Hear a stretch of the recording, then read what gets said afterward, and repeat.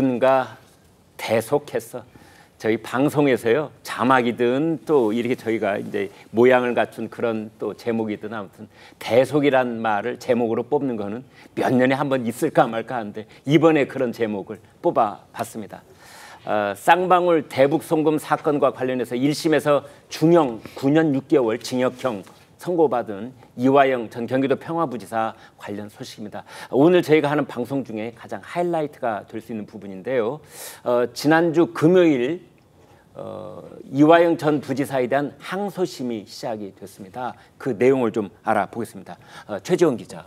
네, 맞습니다. 이 검찰이 이화영 전 부지사 측의 지속적인 사법 방해 시도에 대해서 주장하면서 이화영 전 부지사의 구치소 접견 기록을 공개한 건데요. 이 접견 기록에 따르면 올 4월 총선 이후로 민주당 의원들을 다수 만났습니다. 네. 민주당 의원들을 만나서 자신의 상황을 대속이다 이렇게 표현한 걸로 지금 나타났거든요. 네. 이 구체적으로 4월 30일에 민주당 중진 의원 등과의 면회에서 당선인 여러분들도 누군가 이렇게 대속을 했기 때문에 된 거다 이런 취지로 말을 한 건데 이거 종교의 용어 아닙니까? 네, 맞습니다. 천주교에서는 예수가 십자가에 못 박혀서 죽음으로 인류의 죄를 대신 씻어서 구원한다 이런 말을 나타낼 때 네. 대속이라는 표현을 쓰고요. 일반적으로 설마 본인이 예수님하고 동급이다는 얘기는 아니겠죠? 물론 뭐 그런 식의 아주 직접적인 치환까지 한 것 아니겠지만 네. 적어도 저희 사전에 등재되어 있는 표현처럼 남의 죄를 대신해서 벌을 받거나 내가 대신 지금 속죄하고 있다 이런 취지의 말을 지금 한 걸로 좀 보입니다. 속되게 표현해 본다면 내가 뒤집어 쓰고 있다. 네, 그런 뜻으로도 읽혀요. 네, 그렇게 들리죠. 물론 뭐 같은 진영에 있는 사람들끼리 대화였기 때문에 더 그런 식으로 표현을 한 것일지는 모르겠지만 네. 속기록상에 그런 표현이 드러나게 된 거고요.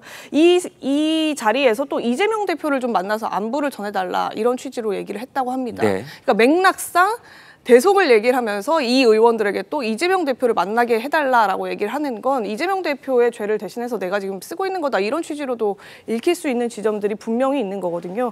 이런 사실들을 이제 검찰이 속기록을 통해서 공개를 한 거고요. 이어서 또 4월 15일 부인 백 씨와의 접견을 통해서는 이재명 대표를 비공개적으로 만나보라 이렇게 요청한 사실도 드러났습니다. 네. 당시가 이 전 부지사가 징역 15년, 벌금 10억의 구형을 받고 선고를 기다리던 중이었는데요. 이화영 전 부지사 측은 북에 전달된 외화가 쌍방울의 자체적 대북 사업 추진이다. 이런 기존 주장에 대해서 현재까지 굽히지 않고 있는 상황입니다. 지금 최 기자가 전해주신 말씀 중에 그 이재명 전 대표를 만나서 안부를 전해달라라고 이제 이화영 전 부지사가 얘기를 했다는데 그 말은 진짜 안부를 전해달라는 겁니까? 아니면 나를 잊지 말아달라라는 뜻입니까? 어떻게 봐야 됩니까? 아무래도 이제 본인의 안부를 전해달라고 했기 때문에 후자가 더 가깝다고 봐야겠죠. 그리고 네. 본인이 아직까지 이런 환경에 있고 재판이 진행 중이라는 점을 이제 언급해달라 얘기를 한 것처럼 보이고요. 그리고 또 이 전 부지사 측 변호인인 김광민 변호사를 잘 좀 봐달라고 얘기를 해달라 이런 취지의 얘기를 했는데 실제로 이제 민주당에서 검찰의 수사가 조작됐다라는 것을 어필하겠다라고 하면서 회의체를 꾸려서 실제 회의를 공개적으로 하기도 했고 이 자리에 이화영 전 부지사 부인 백모 씨와 그 말씀했던 김광민 변호사가 다 공개적으로 참석을 해서 발언을 하는 모습까지도 보여줬거든요. 그러니까 이 전 부지사의 요청에 민주당이 어느 정도 호응을 해준 상황까지는 벌어졌다 이렇게 봐야 할 것 같습니다. 대속이라는 말을 썼다는 말이죠. 최 기자. 누군가는 지금 십자가에 매달려 있다는 뜻이 되잖아요. 그러니까 비유적인 말씀입니다만은 그런데 이제 안부를 물어달라라는 것은 어떻게 듣기에 따라서는 나를 이렇게 감옥 안에 9년 6개월씩이나 팽개쳐 둔다면 내 입이 가만히 있지 않을 수도 있다. 뭐 이런 약간은 좀 무서운 말처럼 들리기도 한데요. 어떻습니까?